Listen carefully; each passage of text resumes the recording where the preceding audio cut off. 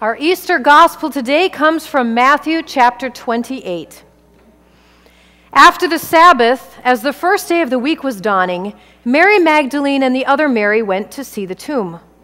And suddenly there was a great earthquake, for the angel of the Lord descending from heaven came and rolled back the stone and sat on it.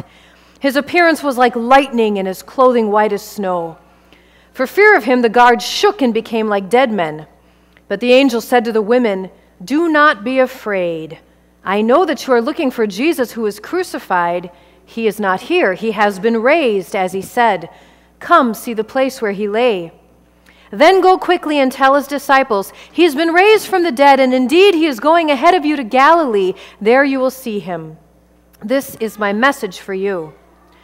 So they left the tomb quickly with fear and great joy and ran to tell his disciples. Suddenly Jesus met them and said, "Greetings." And they came to him, took hold of his feet, and worshipped him. Then Jesus said to them, "Do not be afraid. Go and tell my brothers to go to Galilee. There they will see me." The Gospel of the Lord. Praise to you, Lord Christ. You may be seated.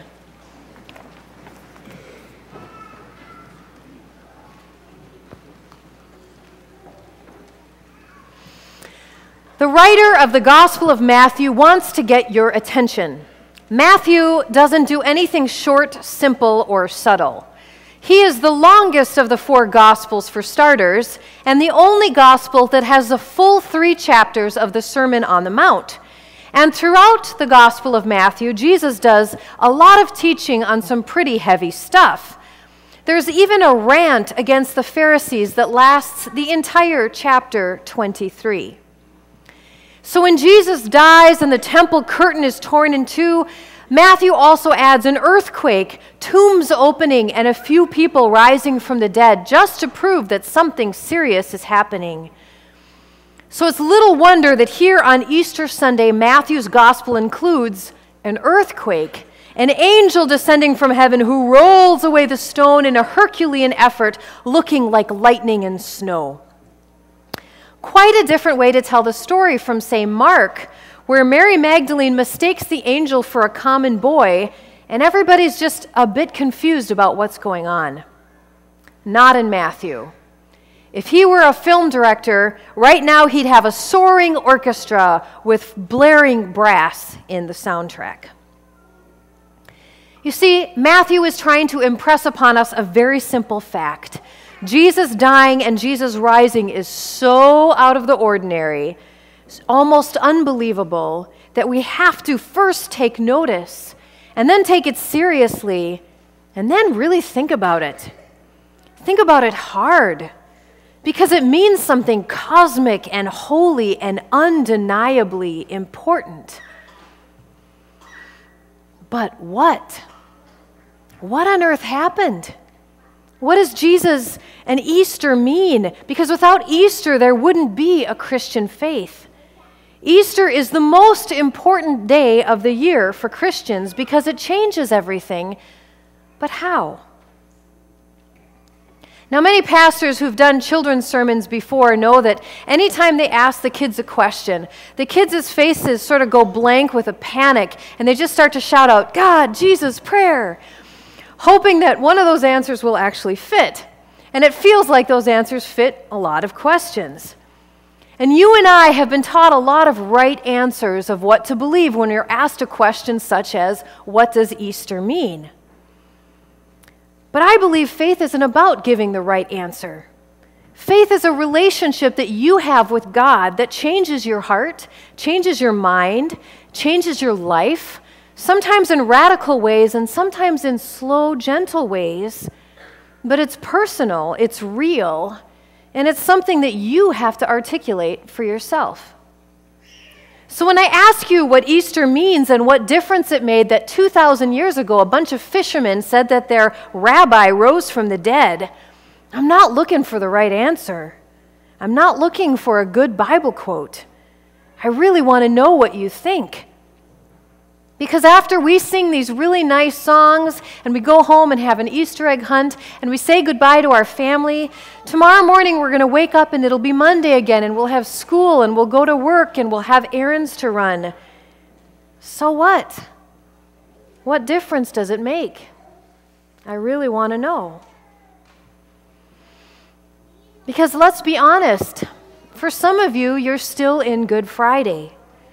Many of you may be going through something in your life, and maybe the people closest to you don't even know. Many of you are going through something, and the reality of life is that life can be very painful. Maybe a friend betrayed you. Maybe there's someone in your life who's hurting you emotionally or physically, and you can't even admit that to yourself yet. Or maybe you wake up every morning dreading going to school because you know that you will be teased again. Or maybe you go to a job that you hate, or you're waiting for a job, struggling with feelings of uselessness.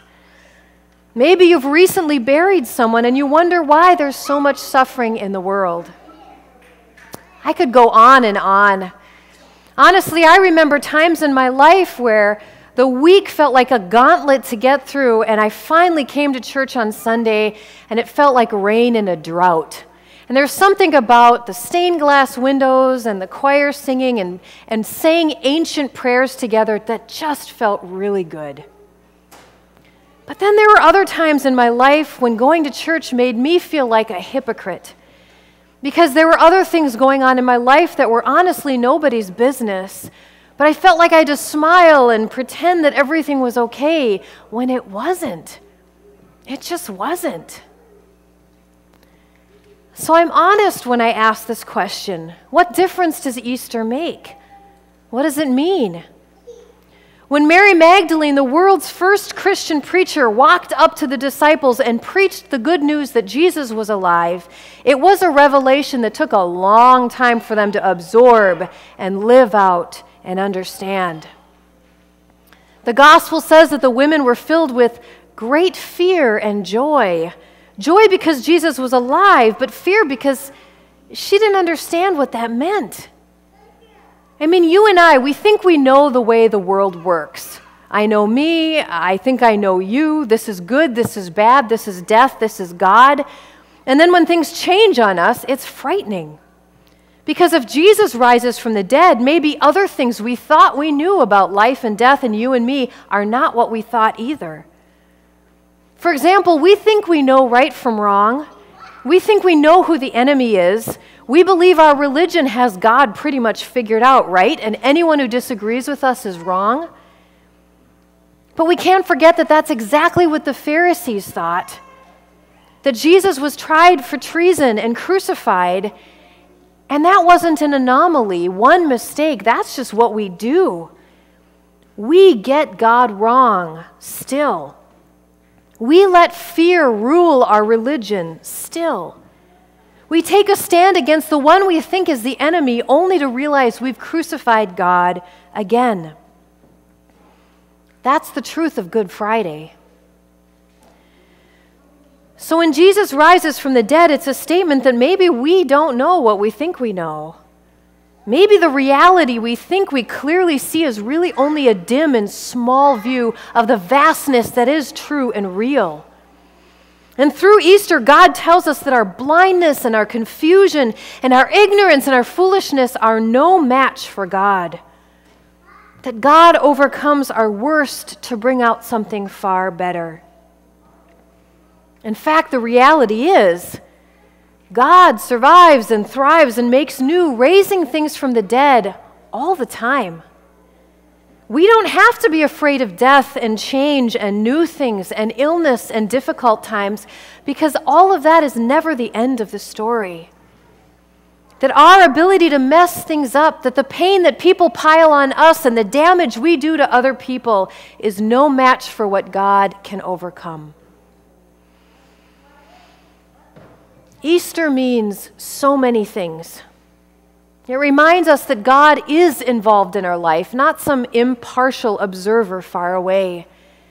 That what God started at Christmas, the incarnation being one of us, comes to fruition. We know that Jesus knows betrayal and suffering and pain and death, and that through Jesus we know that God is for us and around us and in us and ahead of us. That we are not alone in our suffering, that Christ suffers with us. And yes, the world is cruel and unfair sometimes. We are cruel and unfair sometimes. Yet God responds. God raises Jesus from the dead. Period. So we aren't here on Easter because we fully understand or even fully believe. Maybe all that we can agree on is that there's something wrong with the world, but that God has something to say about it. That through Jesus, God has made a profound statement, and that the reality that we think we see is not really the fullness of reality, that there is more. And that is why, in the midst of grief and confusion and chaos, Jesus and the angel calmly say, "Do not be afraid. It's okay." Because they know that God holds all that we see and cannot see, all that we understand and cannot understand, all that we believe and don't believe. God holds these things in love and safety. And we come today because the world can feel like Good Friday, and we need to be reminded that though the world is filled with lots of evidence to the contrary, God has trumped death. God has sent a message that we are not alone, that we do not have to be afraid, that even we can't be so bad and so clueless that we have the power to push God and get rid of God for good. We can put Jesus on the cross, but we are not more powerful than God. Jesus returns with a message of love and forgiveness for all of us, a message that allows us to wake up from our blindness and suffering to a new reality, a new life, right here and now. And that is very good news. It is worth hearing and worth celebrating. Christ is risen, and you too are being made new. Amen.